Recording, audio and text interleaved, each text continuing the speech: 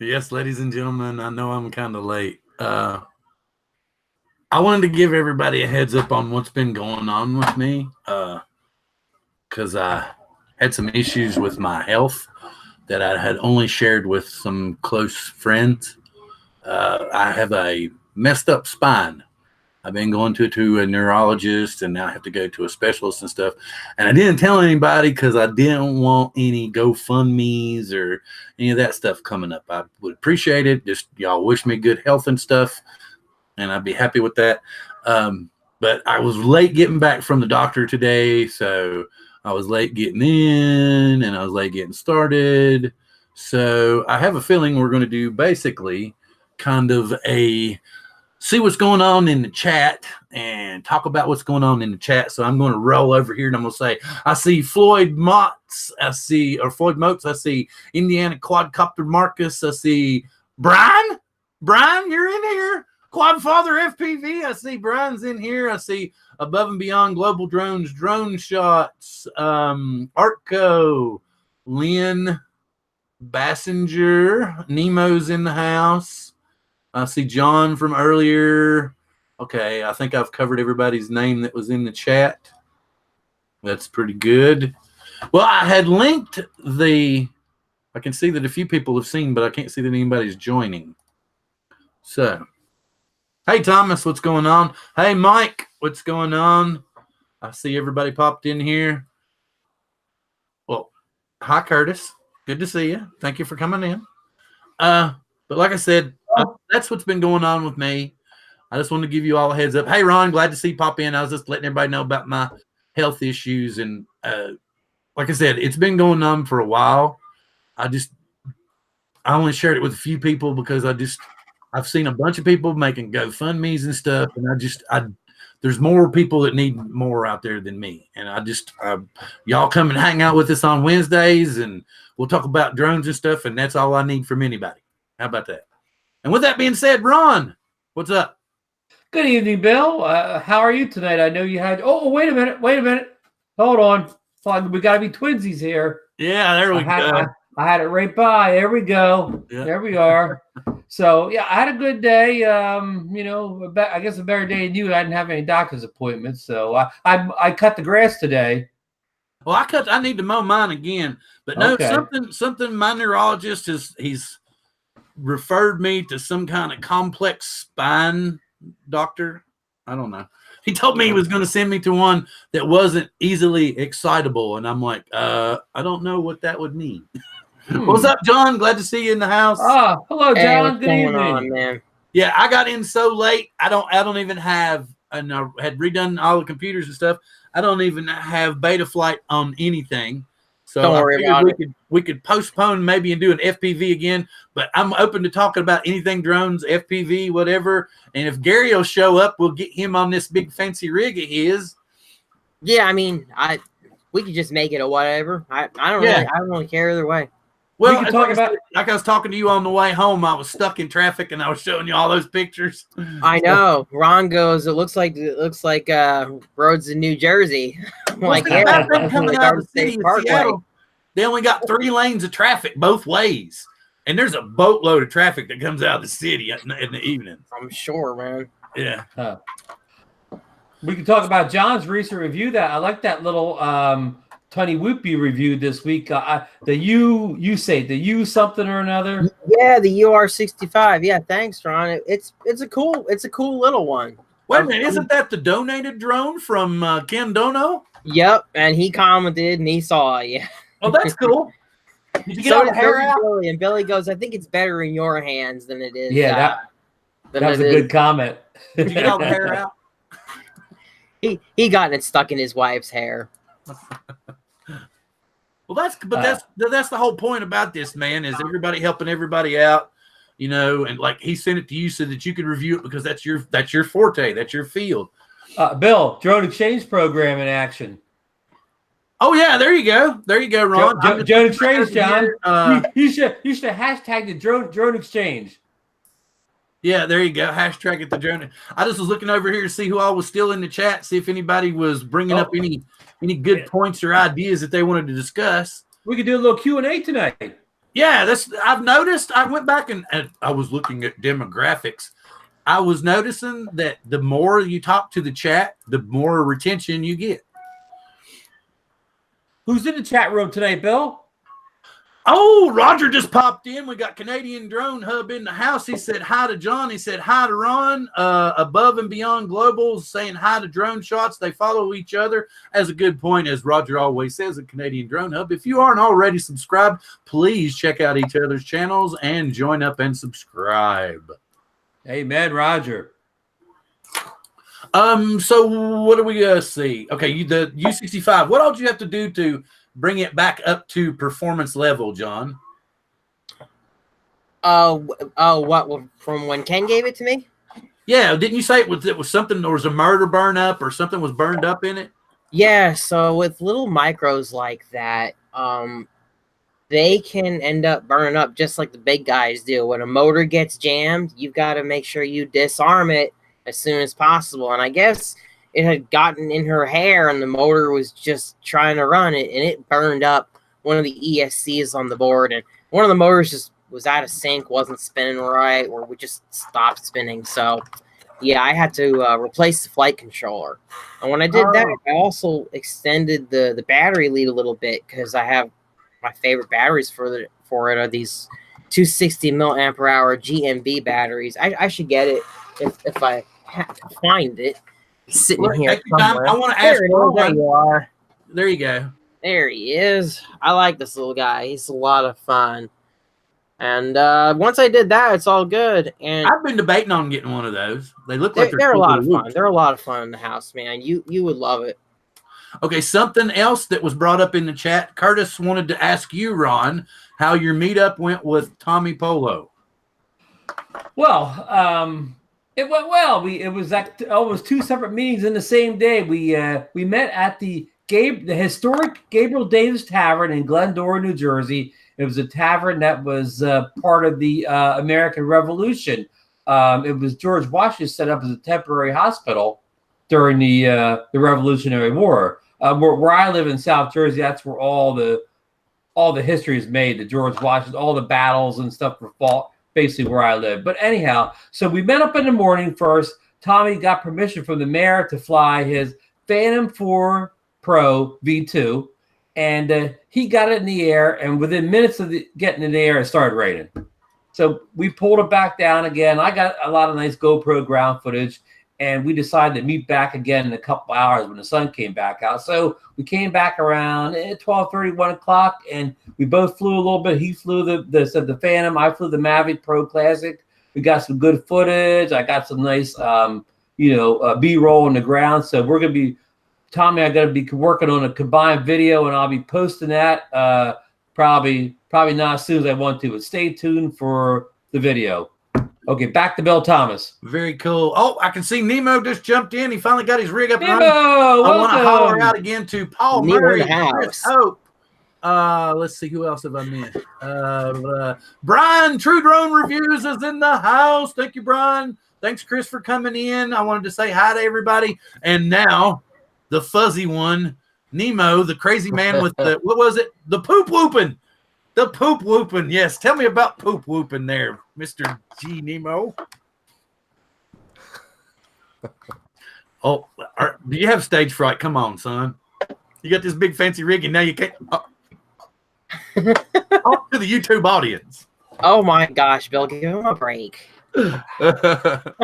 Your rig looks good though. How does this work? I keep hearing everybody's talking over top of each other. We heard you just fine just now. That's cool. Wait, should I turn off the YouTube? I was just gonna say, do you have the echoes. YouTube live stream open in the background? Yeah, he must, but we're not getting echoes off of him. That's kind of weird. Yeah. If you have the YouTube live stream open in another window, close that off, because you're gonna hear both of the streams at the same time, and one of them is gonna be faster than the other. All right, there. That's better. There. Okay. All right, I feel better now. If you all haven't already checked out Brian, Mr. Quadfather FPV, I swear the boy makes me laugh so much it's not even funny. It's hilarious. You all need to check him out. And Nemo was the guy that hooked me up with him.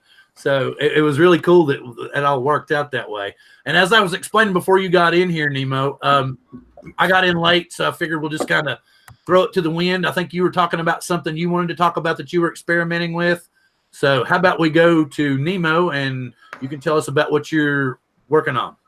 I just got Crossfire for my quad, and I got everything wired up correctly finally, and it's working. At least it's working inside when I flip the switches and everything. So I think it's going to be pretty cool. I'm excited to try it, but haven't taken it outside yet. Okay, for an idiot like me who has no clue, what is Crossfire? Crossfire is basically a serial protocol that's supposedly 3 times faster than S-Bus, which is what normally what we fly on, like a Fly Sky, Free Sky. It's usually on a S-Bus protocol. It's just a faster protocol. It's supposedly has to have longer range, less latency. I've heard a lot of people talk about it for a while, and I just bit the bullet and gonna give it a shot, see what happens. John, do you have any experience with Crossfire? No, I don't. I've considered putting Crossfire on my quads, but where I typically fly, I have great range with all the stock Free Sky receivers, and I've never really desired to take my quad out on like a long range flight or anywhere really where I might have trouble with signal. So I just haven't dipped my feet into Crossfire. If I was going to do that stuff, it's something I would look into. But I mean, where I fly out here, I think I've said it's like 8 acres of property or something like that. It's about 400, 500 feet up and down the drive, and I never have any problems. So I'll show you my antenna setup.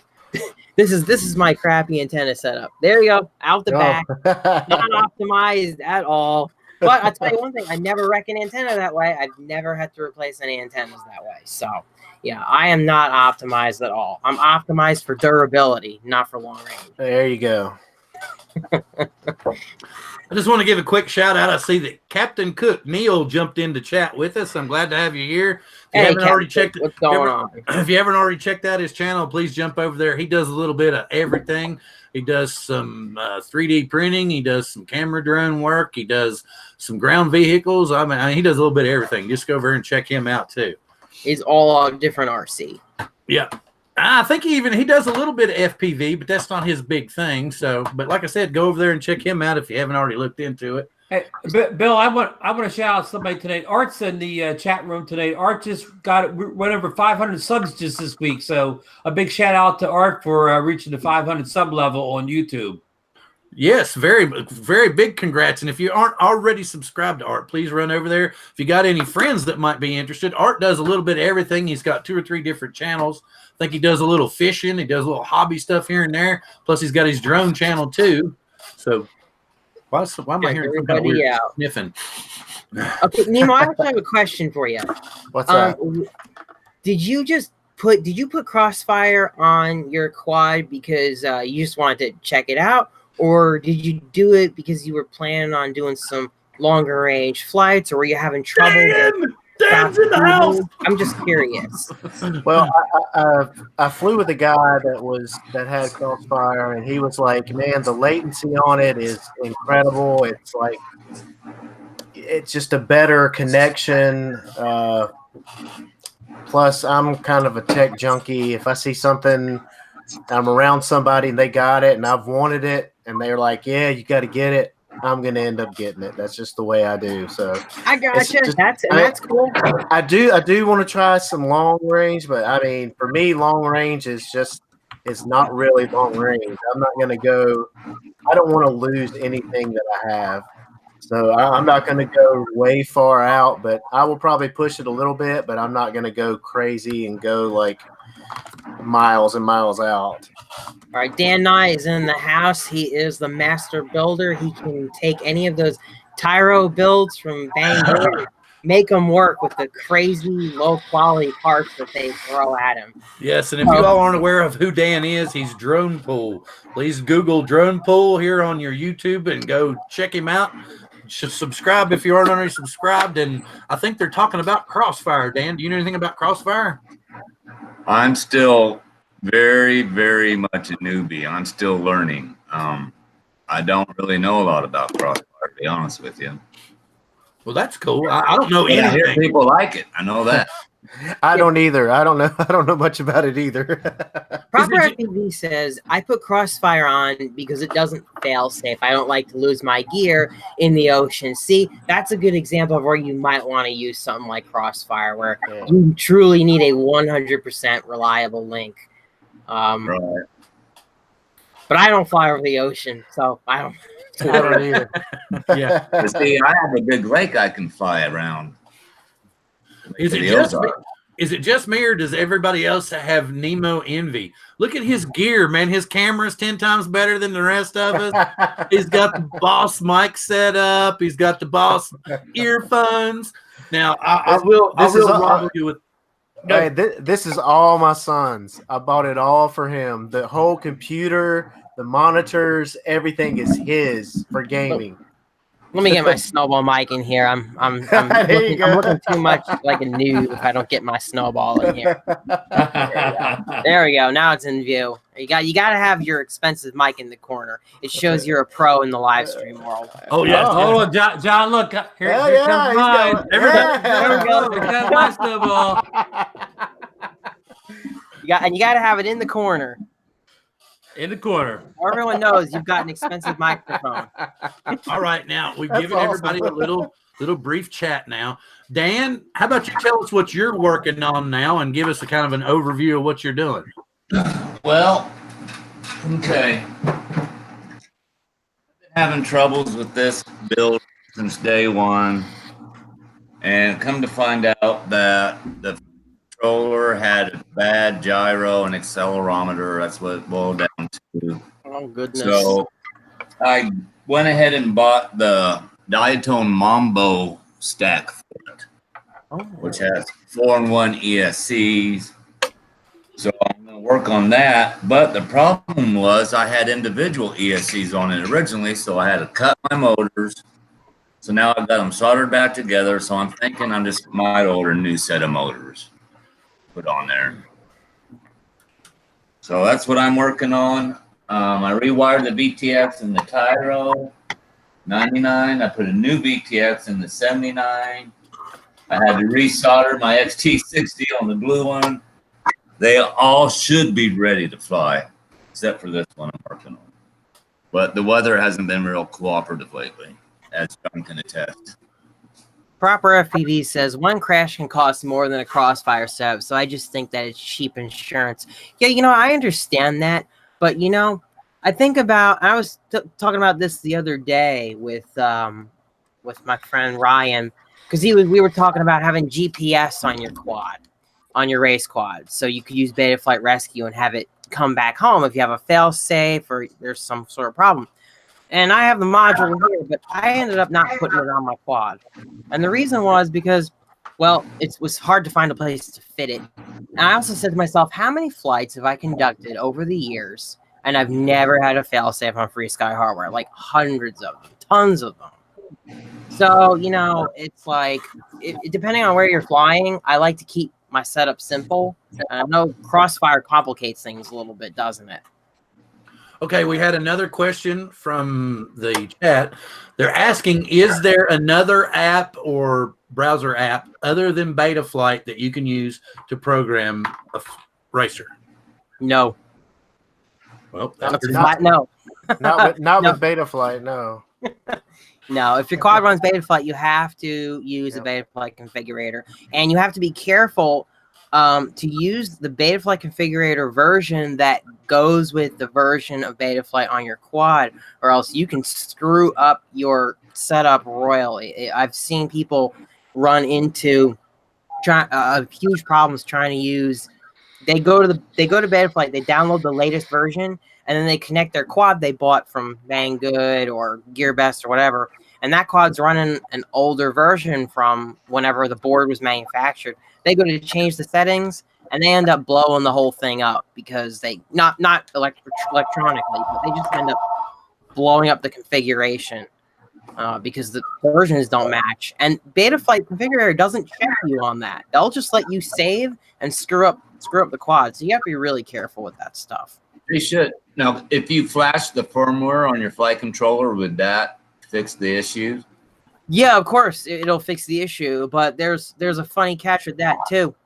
Before you deal with any of those bind and flies, you better take a backup of the dump, because I used to just upgrade the Betaflight on those bind and fly quads when I would get them in for review, and I figured out very quickly, don't do that, or at least if you do that, take a backup, because I had one that the board orientation, it was oriented 90 degrees in Betaflight, and I had flashed a new version with all stock settings, and I went to take it out there, and it flipped over on itself. I was like, what happened?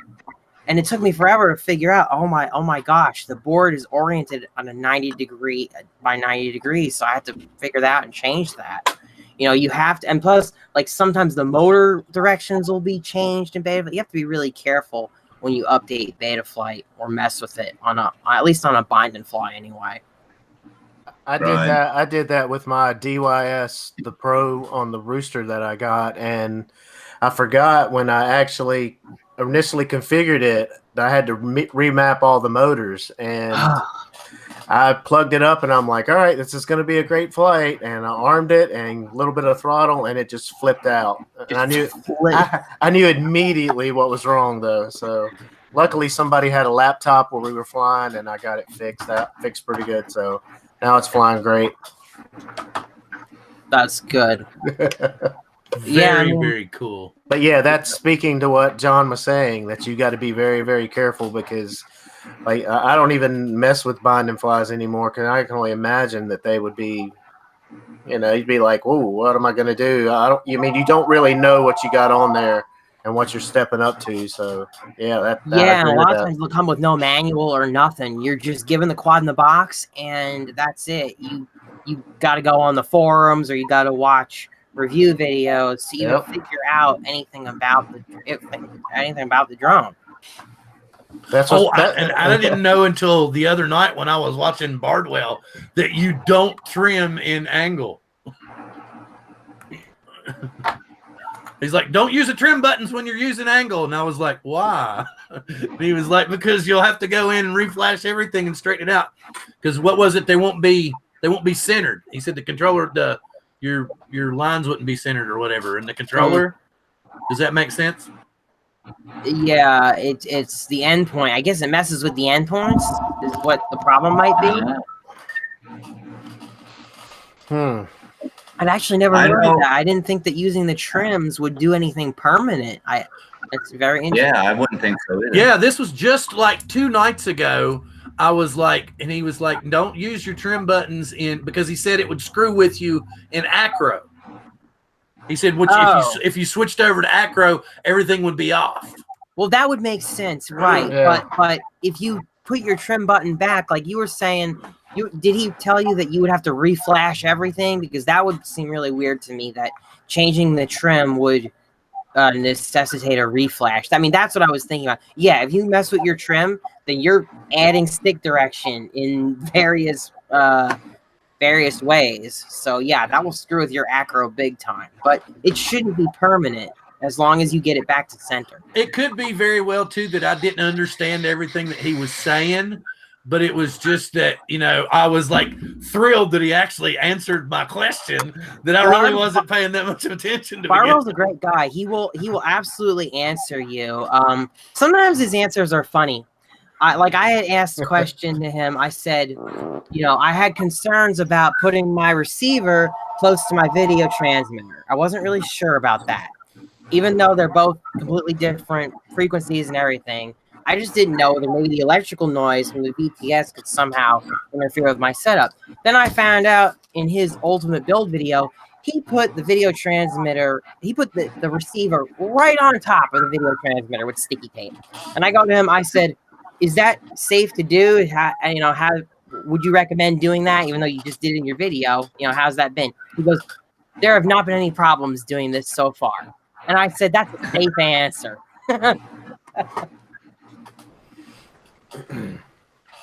I know when I was having trouble on all my quads getting my endpoints to where they be at 1500. And when I put the new M7 gimbals in my QX7, that helped a bunch.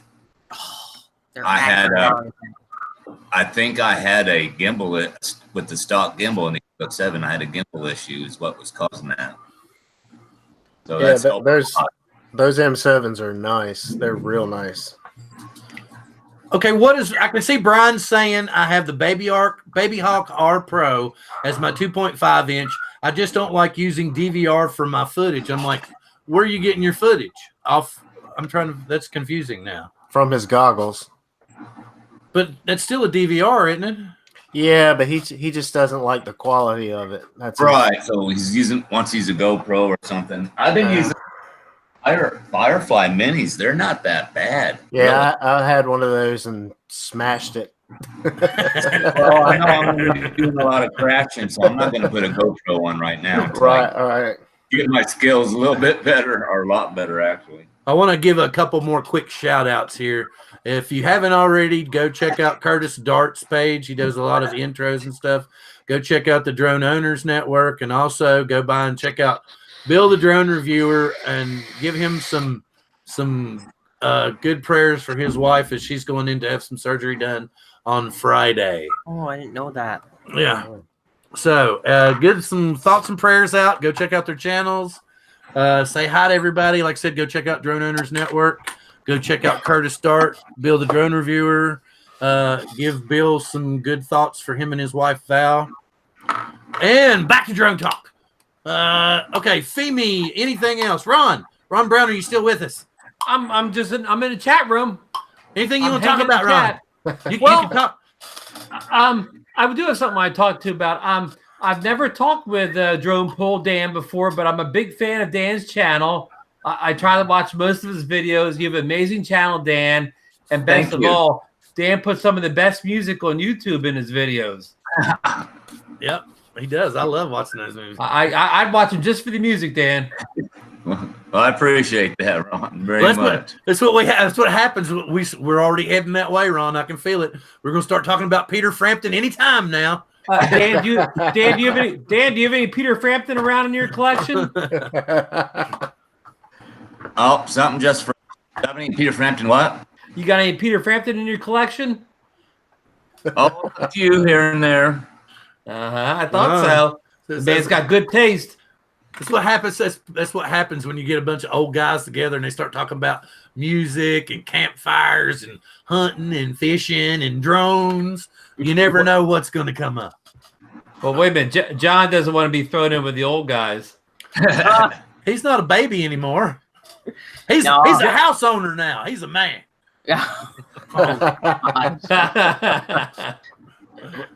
You feel so much different when that happens too, don't you? Like you actually stepped into another level. Okay, is there anything? Okay, do you have a Xeno update? Do you have a FEMI discussion you want to go into? Does anybody have anything they want to discuss? I mean, we could talk FPV the whole time, or we could talk about other drones too. Whatever y'all want to do.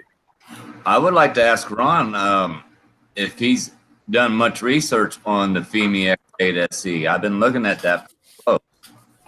Well, I've looked into it, but I haven't made the purchase yet just because nobody actually seems to receive them. But a good friend of the channel, Idaho Quadcopter, a.k.a. Marcus, he has one in order, and he swears the tracking says it's in the U.S. now. So hopefully he'll have one here in a few weeks, and he'll be doing a full review on it, of course, and comparing it to like the Xeno and the Spark and some other drones. No, I've held off on ordering just because I don't actually think it's really shipping or coming. Well, between me and you all, I've had a couple of emails back and forth between FEMI. They had some issues with their production line with the first run. but supposedly they've got all that taken care of, and they're going to be able to kick them out now. So there shouldn't be any problem with the supplies now. Okay.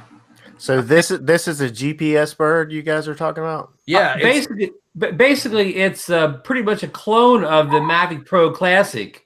It basically has the same specs and looks to be about the same size, but of course it's under $500, and even a Mavic Pro Classic still costs about $800 if you're buying it from DJI. It doesn't have any kind of obstacle avoidance though. Right. But it has some other. Yeah, it has some other perks. I think it has a faster data transfer rate. It's got a few things that's actually better than the Mavic, but the big miss is no optical avoidance. But Bill, this is a question for you. Outside of the Spark, is there another sub $500 drone that has optical avoidance? That's a chat room.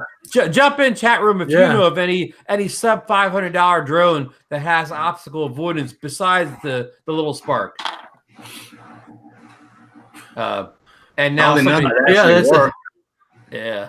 think Femi, I think the X8 SE is worth the money because I've seen Dustin Dunnell. I've talked to Dustin, and I know he says that's the next drone. He said little firmware quirks here and there that they'll improve, but it's worth the money. I just watched 2 of his videos last night, and I watched a range test, and he easily got 3 miles. Yeah, it's an awesome little drone. So I'm going to sell my Phantom 3, I think, and pick one of those up. That's what I'm thinking. That sounds like a good deal. Which Phantom 3 do you have? The Standard. Oh, it should be an upgrade over the Standard, definitely. Yeah. But the Standard's been a good, dependable bird. Since I've had it for 3 years, it's been very dependable. Oh, all the Phantoms are rocks. I mean, all the Phantom 3s, all the Phantom 4s were just I don't know. They're the 57 Chevy of big drones. I have a Phantom 3 shell hanging up on right here. If you guys, I see it. Yeah, I sold one to a guy, and the shell was cracked. So I bought him a new one. He replaced it, gave me that one back, and it's just been sitting. And I've been thinking about putting some FPV gear in there and taking it for a rip, doing something a little, crazy. Now that would be interesting. Actually, there's a guy that's a Mr. Steele had built one of those from Rotor Riot. He built one and was flying it around. He made an actual like foam piece that looked like a camera, so he wanted it to be like as incognito as possible, and he would go and just absolutely rip with that thing. I mean, like, just it's crazy. It's good. It's a good video. It sounds interesting. But hey, Bill, back to the chat room for a second. A couple comments about obstacle avoidance. The great Floyd Mote says obstacle avoidance is nice but overrated in his humble opinion. And Perth West OZRC also said seasoned drone pilots don't need obstacle avoidance anyways. All have been flying without it for so long. Yeah. What's the panel's opinion of obstacle avoidance? Well, I also wanted to tell Neil thanks for coming in and get some good rest because he said he's going to bed now. Oh, good night, Neil. Thanks for joining us tonight.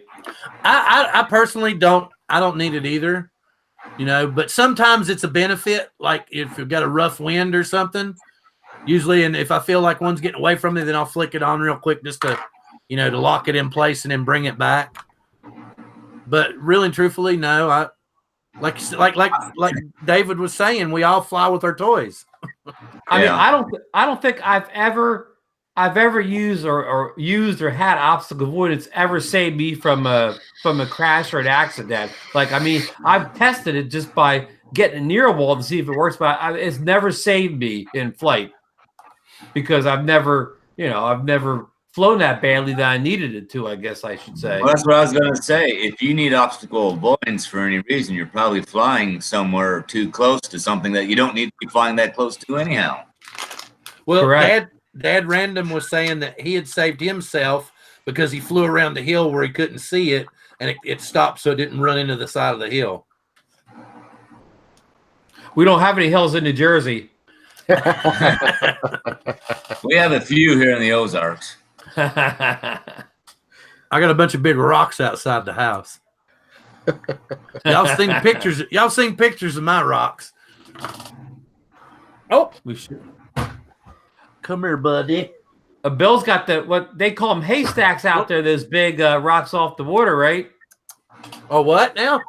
Sparky's he the hasn't been on. The drone dog's not been on in a while. Hey, Sparky. Sparky's famous from the Master Air Screw prop video. Yeah. Yeah. And the ready set drone picture where he's got the frisbee. So, back to the point though, like Dan's point is, that the Feed Me X8 not having the obstacle avoidance isn't a deal breaker. You'd rather save the $300 and not get obstacle avoidance, right? Right. Yeah, I'm fine with that.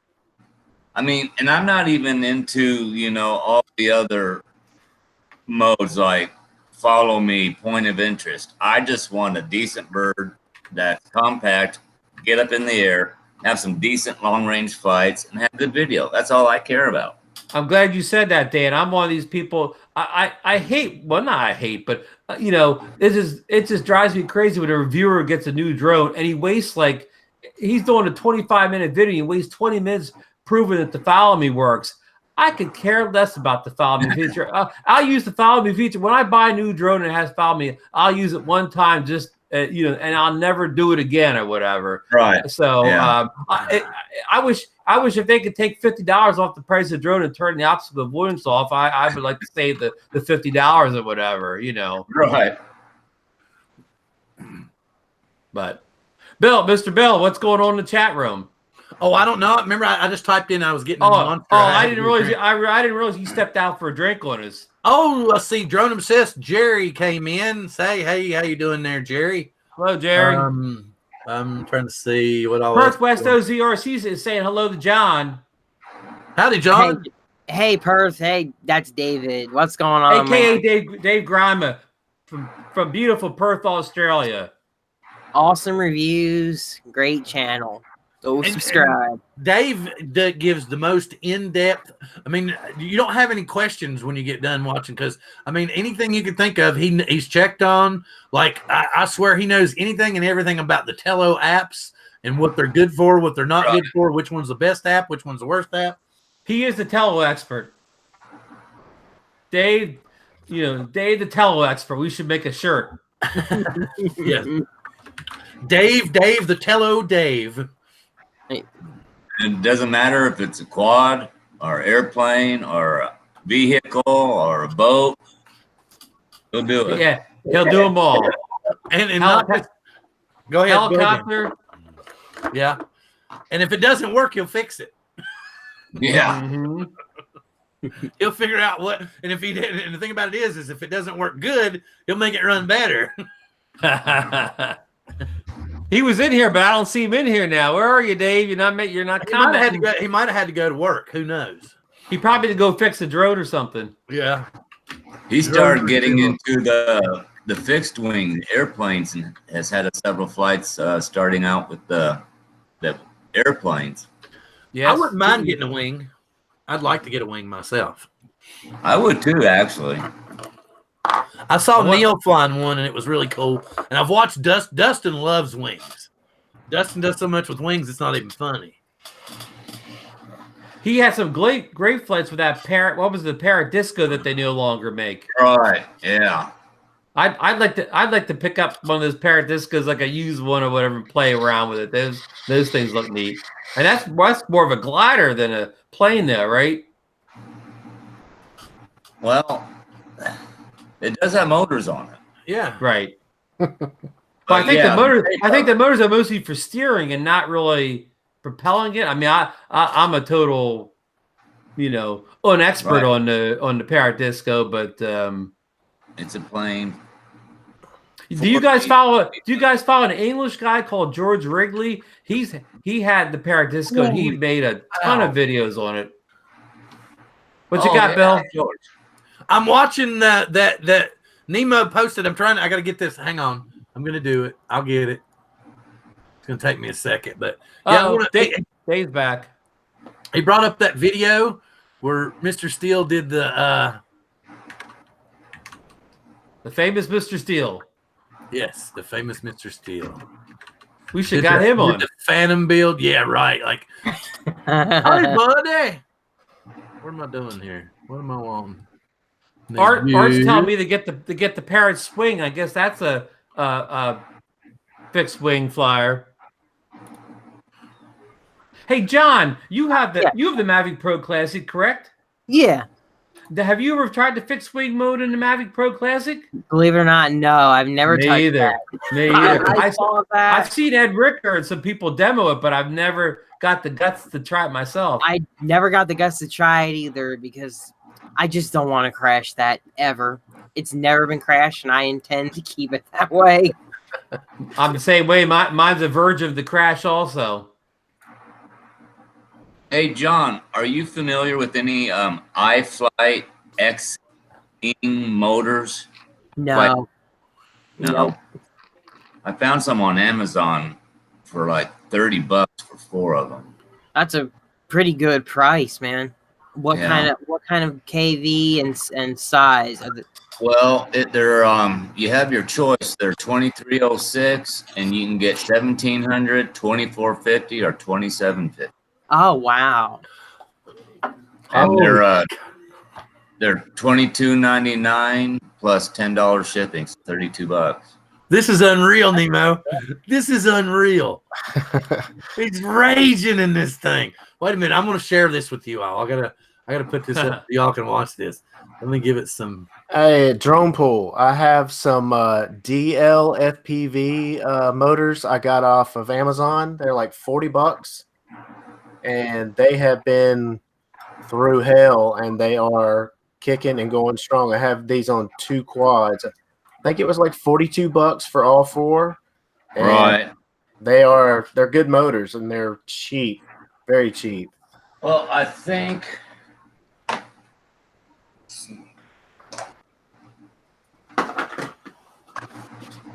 Oh, these are the LHI. So, but the first motors I ever bought for that yellow one, they're Crazy Pony, and they were $20. What are they? But they were like $40 set. And let's see. These from Amazon, Crazy Pony. These yellow ones here. I thought they were gold. And they're the standard 2205, 2300. And then for the other quad, I got more Crazy Pony motors. These are better quality motors. They're 2206, 2400. And so far, I've had good luck with those Crazy Pony motors. Some Crazy Pony stuff is good, and some of it is crap. It really depends. Because I've had some stuff from Crazy Pony, and it really just depends where they source their stuff from. In my experience. Well, I know the Whoop batteries, Crazy Pony Whoop batteries I got were crap. Yeah, I got some too, and they were also crap. So that makes 2 of us. That makes 3 of us. Yeah. Want to say thank you for Drone Bum jumping in real quick and giving us a like. Drone Bum likes to build too, man. So I've seen. Also, Crazy Pony straps are crap too. All Not right. that anyone would probably think they were any good, but they are crap. I've been breaking the RDQ straps here lately, like a lot. And I'm like, wow. The Kevlar ones or the regular ones they send? The free ones they send. Yeah, the free ones. Yeah. I'll tell you what, the $5 Kevlar strap, this thing just doesn't break. And I've crashed into quite a few things with this. I have 2 of these on my Vortex 250 Pro. And I've got 1 of them on my Chameleon. This thing is solid. I have yet to break that up. Usually it's on the bottom mount that I fly. It's not on the rooster or the reverb. So yeah, I mean I broke like 3 since we started flying this spring. 3 of them. It's like bottom mount is the worst when it comes to wrecking the straps, but you can wreck them on the top too. So I've had my fair share of busted straps on my Vortex 250, but I way prefer top mount battery. I don't know about you, but I don't know. Maybe What's it's the because I got difference? started on the Vortex, but I way prefer to have it on top. Why is that? Why is that? Well, number one is 'cause, like I was saying, I tend to rip. Protection. Wait, what? Because it's the battery's protected more on top. Is that one reason? Well, the battery, I think the battery is definitely more protected on top than being on the bottom. And I've had so many bad experiences of just tearing straps, having the battery go and it was on the bottom, and just trying to land when you have your battery on the bottom too. I just hate it. I've just always hated it. That's one thing I love about the Chameleon, how they really did. They just designed it so you could have your battery on top.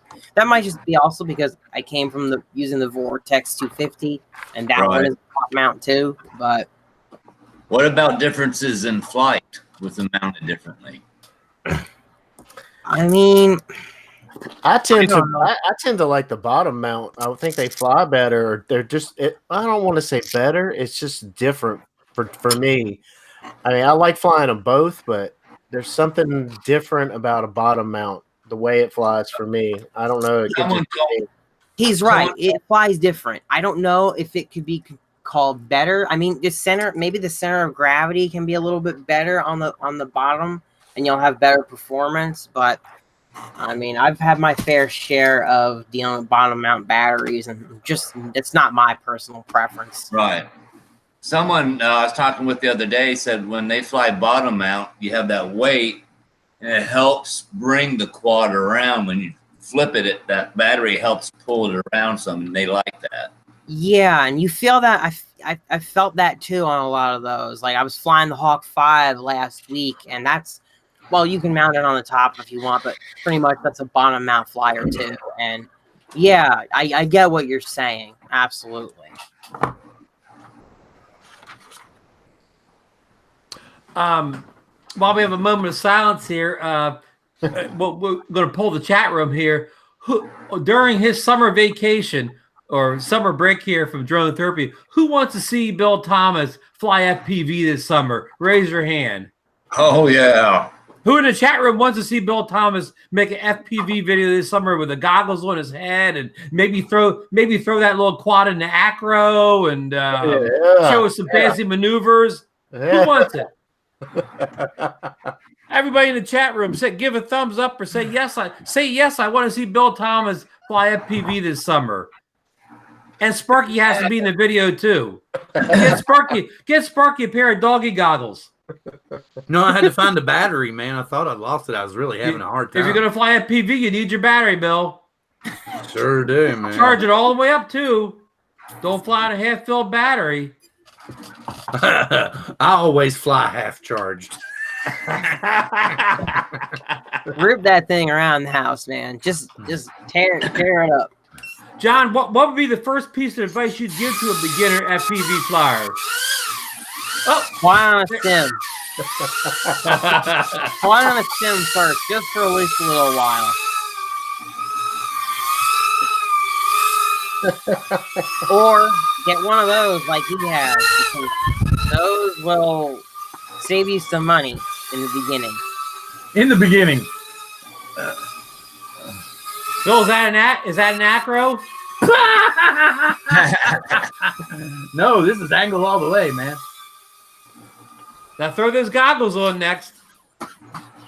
We'll watch the chat room for you. Just throw those goggles on. No, remember I told you all about the goggles. Even on the high setting, it's like I have to squint like this. You need to get you some Vipers. That guy got that fit over your glasses. I want the Vipers. Works great. Yeah, get the Vipers. I think Bill, you get the Vipers. I'll get the Vipers. I think Quadfather has the Vipers. That's what I said. Brian's used those before, I think. Oh yeah, he loves them. Yeah, for $150, and the monitor comes out. You can use it as a separate monitor to screen, and they're comfortable, and they fit over your reading glasses or eyeglasses. They're great. I love them. I really do. I'm getting them. Well, I'm not getting mine now. Oh, I think I gave up 150 for them off Amazon. I'll get Like some 179. eventually, but not now. I just I'll got buy a new them off- computer. I'll buy them off Drone Pool's link. There you go.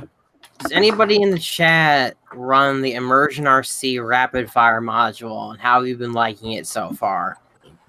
Just wondering if anyone out there is using Immersion RC rapid fire on their goggles, and what do you guys think? Oh wow! He said that there's a new Nemo version of the is running Vipers. it. There's a new version of the Vipers. There's a V2 Yeah, now. it's been out for a while. Thanks, Dave. That's good information. An RC Scape did a real nice review on them. Yeah, Brian said he loves his. So yeah, that's what he's using. So Nemo, so I guess you like the rapid fire, or I love it. I You love love it. Yes. I came from the True D, which wasn't bad. It's just I don't know, the way they have that where they, I don't know, do some kind of magic where they seam the stuff they sync together. they sync this pick the yeah, I know what you're talking about. Oh man, it's nice. It's really nice. Really nice. I just updated the firmware on it too. You have the OSD in your goggles now, so you just press a button, you can see everything. They're nice, man. They're really nice. Yeah, I wanna upgrade to it at some point. I'm still running LaForge V.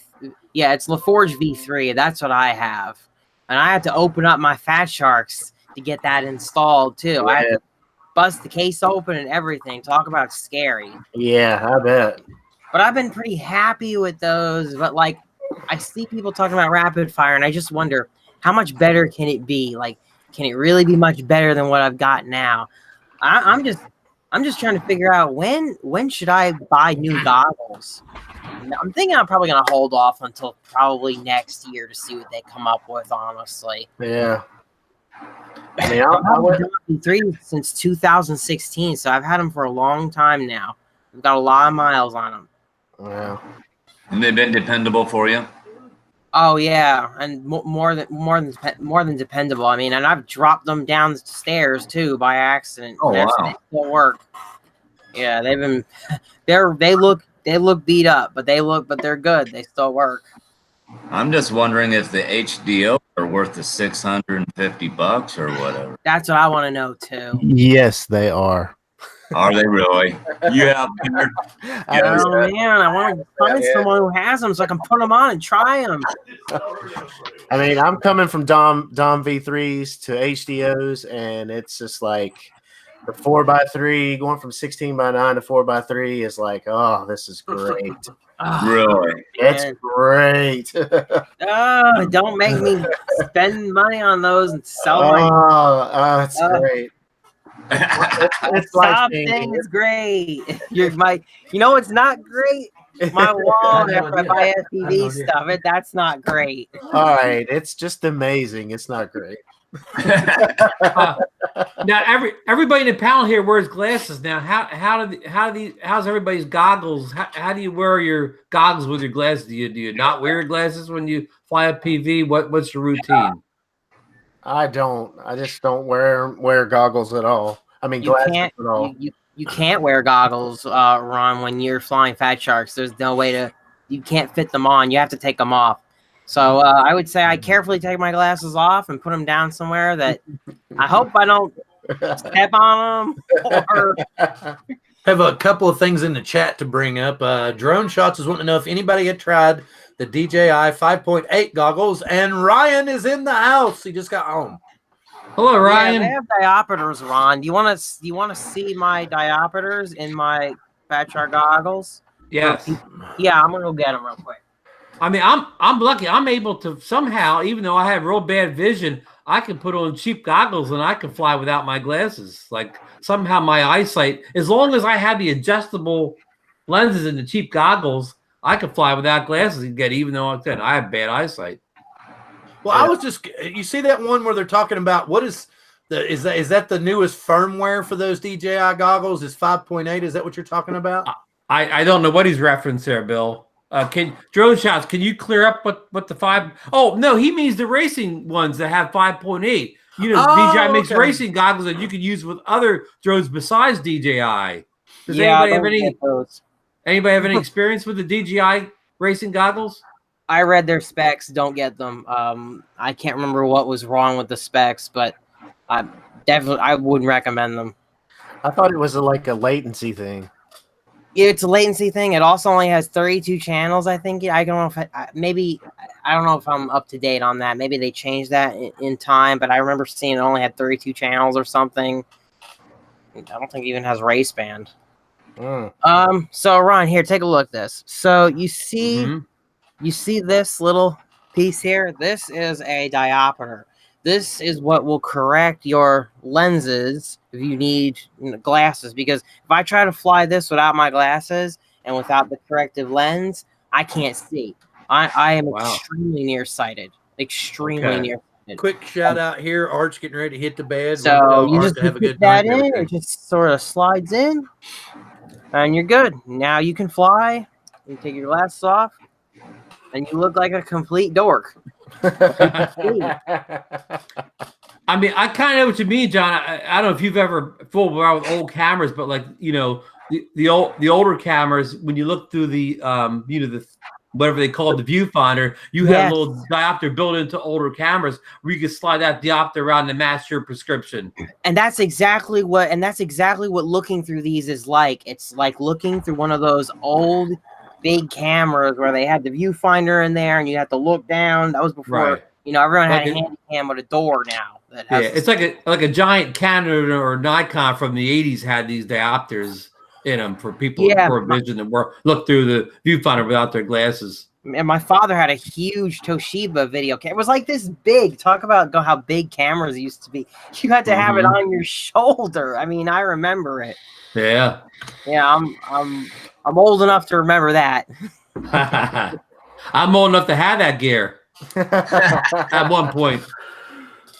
Yeah, it's amazing how small the cameras are. Now we've got cameras like this that are on the quads that are 10,000 times better than those cameras. It's just wild. Thanks for showing us how the diopters work, John. That's real good information to anybody that's never seen anything like that before. My correction is -2, and they go all the way up, I think, to -8. So if your eyes are like really, really bad, you still can work. You can still use them. Yeah, and there are some companies that I think it's RHO lenses. It's called. Yeah. They will make custom lenses for you. You send them your glasses prescription, and they will literally tune your lenses to your real eyeglass prescription. That's for if you really want to get it like perfect. But for me, -2 works fine. So I'm not gonna pay for an optimal setup yet. I wanted to give a holler out. Hey, just a second. I wanted to give a holler out to the chat. Art's getting ready to go to bed, so I wanted to tell him good night, Art. Thanks for dropping in.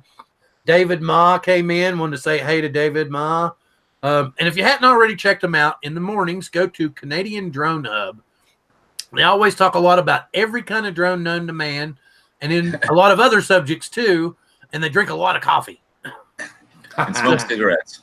Yep, and smoke cigarettes. So it's a great place to hang out and talk drones in the morning. And you never know, you might talk a little psychology, you might talk a little long stories or something. There's always something neat and unusual going on. It's always a fun place to hang out. So check out the Canadian Drone Hub in the mornings. Oh, and Beyond Trees just came in. Hello, Beyond Trees.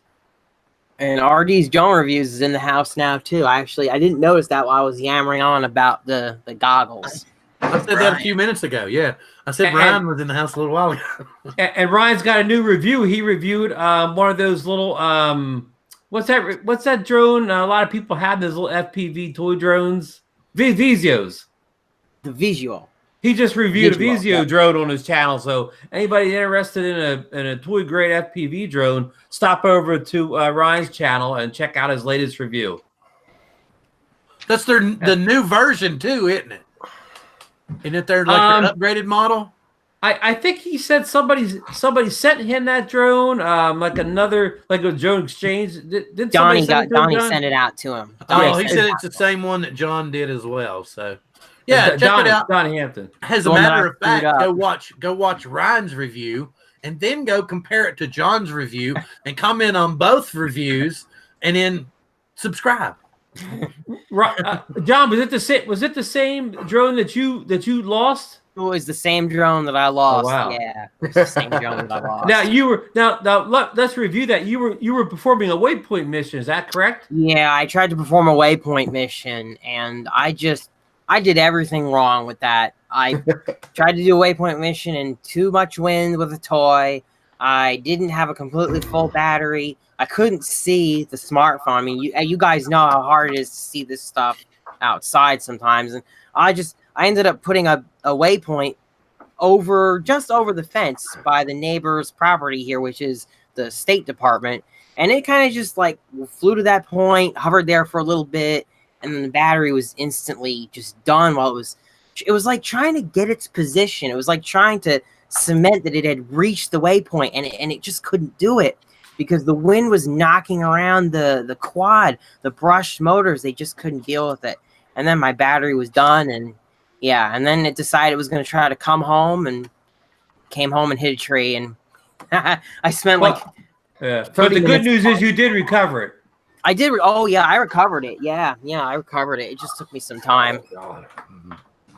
Now you still have Kim's the in the house. Check it out in the chat. Yeah, I got it. Yeah, I tested it in the review. Actually, after I got it back, I showed it on camera that it still worked. It was fine. Yeah, that was my fault. And, I thought about not putting that in there, but then I said to myself, you know what? It happened, and someone can learn from my stupid mistake. That even though some of these toys they have GPS, they are still not brushless flyers, and they've got these features that that the big boys have, but you got to be careful using them. Right. I mean, a brush motor drone, it can only do so much. Yep. So, well, that's a public service. No, it's a good thing you kept that in. That's kind of a public service message. Yeah, I figured, someone could learn from my stupid mistake. So I left it in there. I don't believe Ryan did a waypoint mission with his. No, in fact, I told him what had happened, and he knows that I was out there for 30 minutes looking for mine. And see, I'm a little more adventurous living where I am because I know that if something happens, it's probably not going to end up in anybody's house or whatnot. So I'll test that stuff out here. I have no problem with that. Right, where Ryan lives in a pretty residential neighborhood. Yeah, so he didn't want to test stuff like that. Waypoints, you can get yourself in real trouble in waypoints because you're not behind the sticks. You can't feel what's going on. Yeah, waypoint missions scare me. Yup. And I told him, oh, God, I lost it from a waypoint mission. He was like, oh, man, what happened? You got to tell me. I'll give you... Go ahead, Bill. Go one more quick. Do your shout outs, Bill. Dad Random's gonna hit the bed, so we want to tell Dad Random thanks for coming in. Glad to see you. Hope to see you again sometime. If you haven't already checked him out, check him out again. See what all kinds of videos he's got over there, and tell him, hey, we sent you. Okay, back to Ron. Furball Kim FPV is also in the house. He's part of the Canadian Drone Network, also, or Canadian Drone Hub, right, Bill? Yeah, that's why I kind of screamed at the microphone because that was something. Talk about this. It's getting bad when you start getting YouTube etiquette because I was thinking, okay, these are the FPV guys and they're a little rougher around the edges. Should I just go ahead and wipe my nose or should I leave the room and blow my nose? So I actually left the room and blew my nose and came back. Ryan says, tell them about my Evo waiting adventure. What does that mean, John? Oh boy, I wasn't gonna bring that up, but I guess since he brought it up, so he took his Evo on a waypoint mission, and I'm trying to remember exactly what happened here. But and now clarify, this isn't a toy drone. This is a full blown like hobby class drone with real waypoints. Yeah, well, it's the Autel Evo. Yeah, so right. It's a real drone. It's a real drone. It's not a toy. Yeah, so he took it out, and I believe the problem was when he took it out.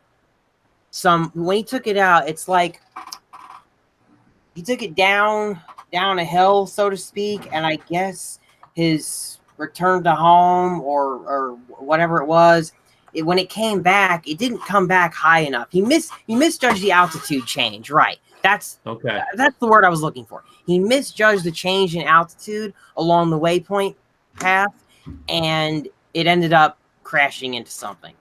Ooh. But luckily, it survived. It was all good. Now, ever since then, waypoints scared him. What was this something? A building or a tree or? It was it the neighbor's tree, Ryan? I thought it was in the neighbor's tree. When I first flew into a roof. Oh, I thought it was a tree.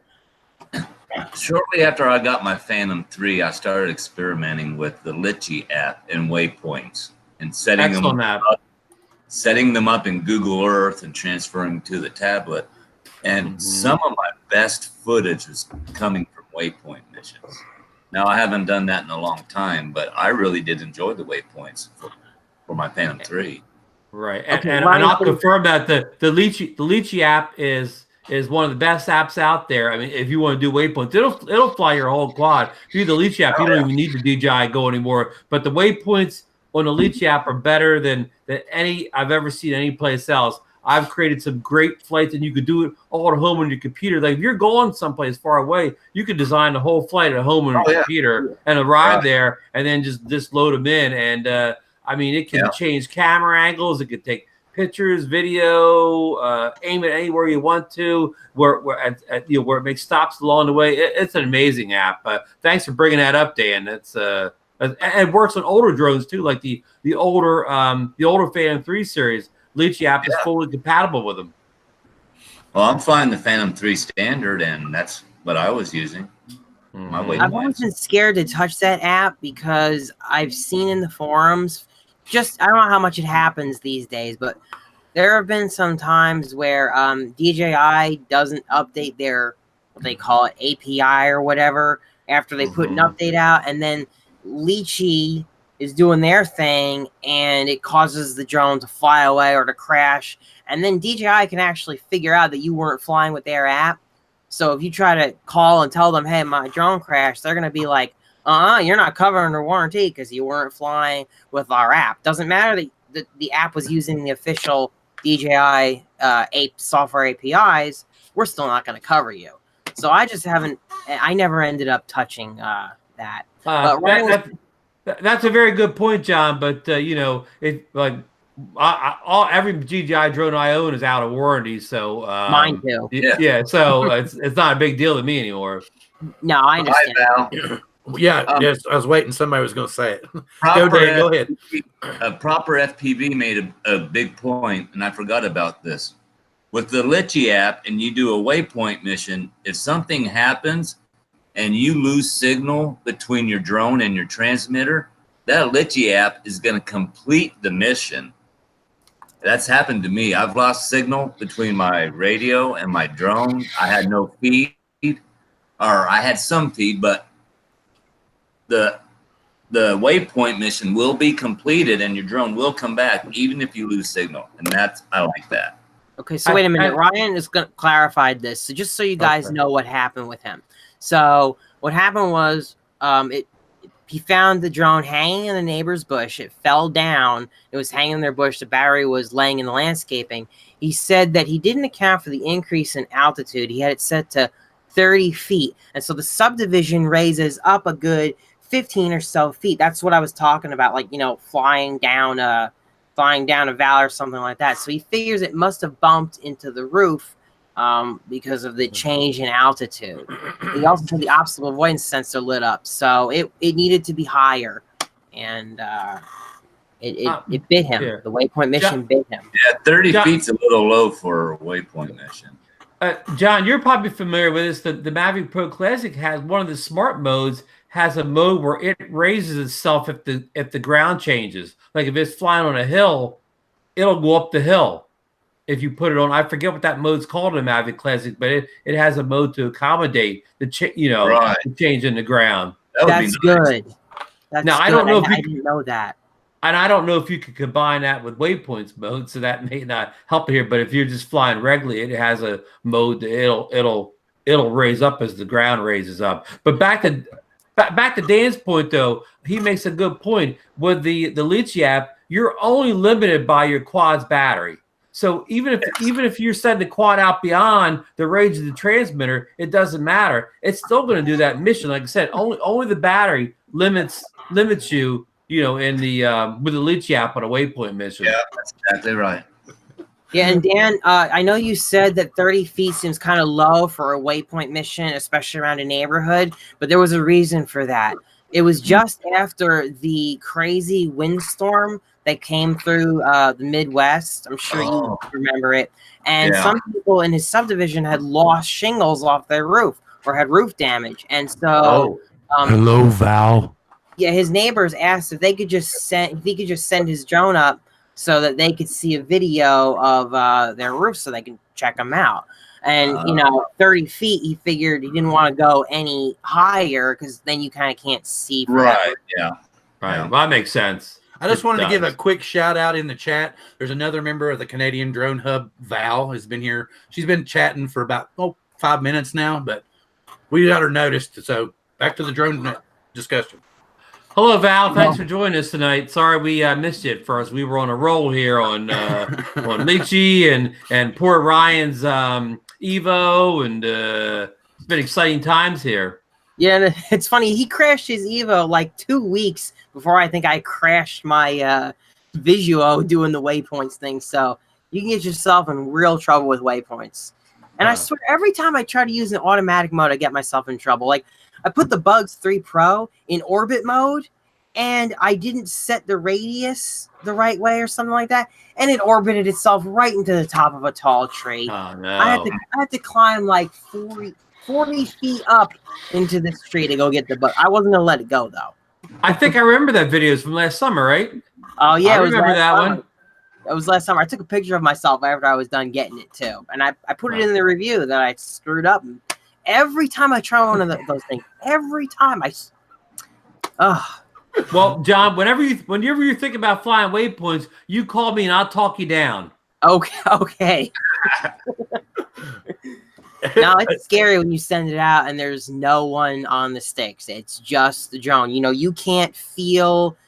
I was talking about in the visual review how, maybe if I'd been on the sticks, I would have been able to feel the push from the wind. Because it was okay when I first started, and then I took it up, and we just suddenly got a bunch of wind. So, you can feel things when you're piloting it, but when you're not, you don't feel anything at all. And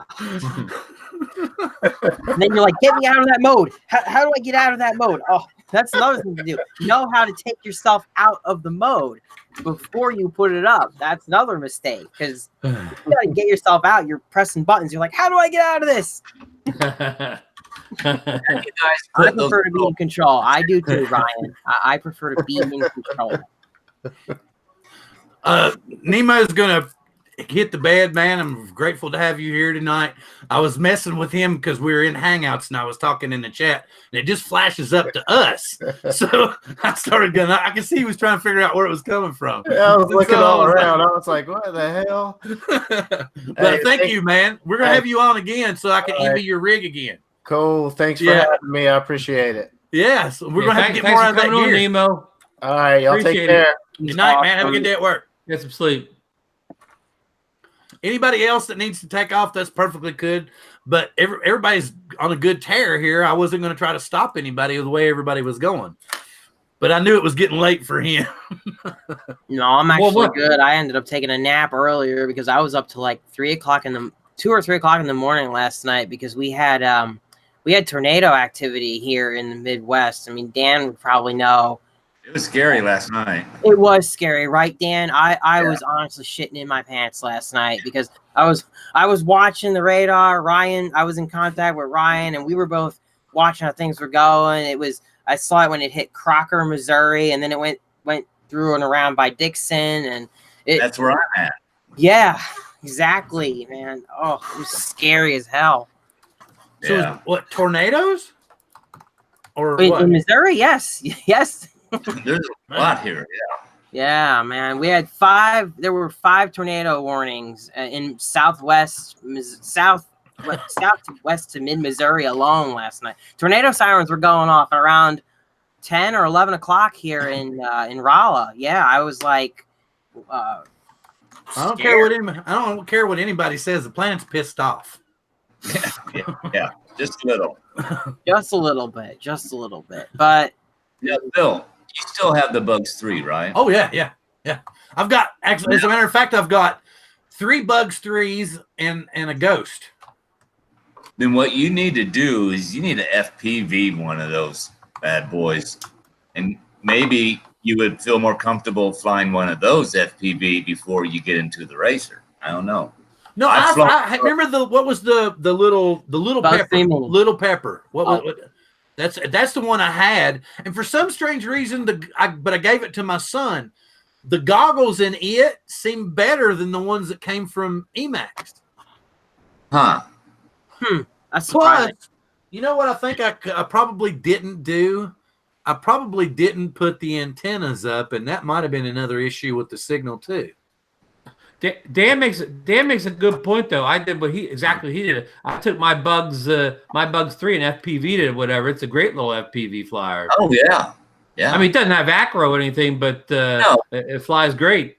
It's a place to start, get the feel for goggles, and And you're already used to flying it anyway, so you know how it handles and whatever. So when you put the goggles on, you still kind of know what it's going to do. Yeah. I don't have any issue with the goggles. Like I said, I had the little pepper. It was the ready to fly kit. You got the goggles, the little drone, and I was flying under chairs and stuff. And I don't have an issue with that. It's just these goggles. I have to, like we were all saying, I need to get the VTX. Yeah. You know, I can't see. It's not an issue of that. And like John said, I'm just going to have to bite the bullet. That's why I want to go ahead and I'm going to work on the 5-inch myself and try to get it running. But I'm just going to have to beat one up in acro and learn for myself. I've been too much of a wimp about it, you know, and then so I was talking to a friend of mine and he said, well, you're just going to have to be willing to break some stuff because it's going to happen, man. Bill, you know what? This is for you because I know you're at home a lot and you got to be at home a lot too for your business and all that. The micro world is exploding. I don't know if it's because of regulation related reasons or whatnot, but I was telling Ron just the other day because he'd missed a fire sale on Mobile 7. I told him, don't worry about it. I said, the micro world is just exploding right now. The brushless micros. That's the biggest. That is the biggest growth area. Is the micro brushless. Yeah, we're seeing a lot of that, and you know, we've got the Sailfly X from Happy Model that's going to be coming out real soon, and we've got already the brushless swoops like the Mobile 7, Mobile 7 HD, and I think yesterday John Zanardo was showing us the on Canadian Drone Hub. He was showing us the what do you call it? Cine Whoop. Okay, what was the the as I said, the Cine Whoop class is that's going to be the next big thing. The tiny whoops that have really good cameras in, that's the next big growth area. Hey Kim, what's going on, man? Great to see you in here. I love that you're in here. But yeah, Ron, you're right. The Cinewhoop stuff is going to be big. It already Maker Fire, yes. Perth got it. Yeah, it was a Maker Fire, and you know, Ryan just got the Speedix Rex in, and that's an awesome one. Honestly, if anyone's looking for like a whoop like that, go check out Ryan's video. It's pretty freaking awesome. That little Speedix Rex. Well, I was gonna get the Tiny Hawk from Maker Fire, but it was like this twisted PayPal credit whatever, and then I was like, but I just want you to take my credit card, you know? Yeah, a lot of places only take PayPal sometimes these days, but you know what? Like I said, I'm expecting as the summer continues that we're gonna see the toothpick frames are really gonna be big too. I was talking about that as well. We got toothpick frames from Kebab FPV, and that's what the Sailfly Happy Model is basing it on as well. Nemo just making build a toothpick? Yeah, Nemo's building a toothpick, and I intend to build a toothpick too. I'm intending to do my own toothpick build as well. Okay, so with the toothpick. What is that? What is a toothpick? Hey, listen, I want to interrupt for a second, guys. I got to get off here, too. I got a long day tomorrow, and it's getting past 10:30 now, so I'm going to say my good nights. I said good night to everybody in the chat room already. Oh, so, that's cool. That's perfectly cool. I'm going to drop off, but thanks for everybody thanks, John, and Dan, Drone Pool, and Nemo for coming on with us tonight. And again, I want to thank everybody, and I'll talk to everybody soon. And also, don't forget next Monday to tune in to Xeno Nation, because Ron's going to have a new episode and a new guest next week. The QC guy, Chris. Yes. Chris, the QC guy, will be on next week. And I'm grateful to have you here, Ron. And I'll holler at you in the next day or two, and we'll work some things out. Great, Bill. Have a good evening. Good night, everybody. Okay, Ron. Good night, Ron. Is everybody else cool to keep going, or do you all want to wind it down now? I'll probably head out of here before too long. Well, that's perfect. Yeah, me that's too. perfect. I'm going to put the link to this toothpick frame, though, so you guys can check that out. Yeah. And Bill, you might want to. You could play the video that's on the page. I mean, if you scroll all the way down and you see Kebab FPV's little video that he has on Instagram, and you play that, when you see the video, you're gonna think, "Wow, is this like an FPV racer full size 250 model, or is it that small thing?" But it's that small thing. You would almost never guess it if it didn't tell you. At least I wouldn't. Yeah, that's crazy. Cool. Here, Bob, see if we can. You could probably put it up on the stream, I think. Well, I'm running the stream on my new computer. Oh, well. So so I've got here. This is the old computer. Remember, I told you that the board's failing. So but no, everybody, please check out that link. But no, we've already been going for like an hour and 20 minutes. So we kind of went 20 minutes over. But I will get with you, John. I'll holler at you some, Dan. Basically, I wanted to tell everybody I'm very grateful to have everybody who's tuned in this season. I basically said it was the season finale for season 2. I'm going to kind of put this one to bed. I called season 3 Evolution because I'm going to try to do some stuff on my own, not really always have somebody else on the panel. Maybe kind of do some, just singular chats, maybe some video stuff. John and I are going to get together and do some FPV stuff. I'm going to get with Dan, maybe do some more FPV stuff. And, of course, get Nemo back in here and do some FPV stuff. Of course, Ron's my right hand always, too. So I'm grateful for everybody. Wanted to tell everybody in the chat and everything. Glad you're here. Please check out everybody else's channel. Check out John's channel. Check out Drone Pool. And please come back next week and we'll play around again. Awesome. Sounds good. Thank you, folks. Thank you. And I'm going to hit the stop broadcast button.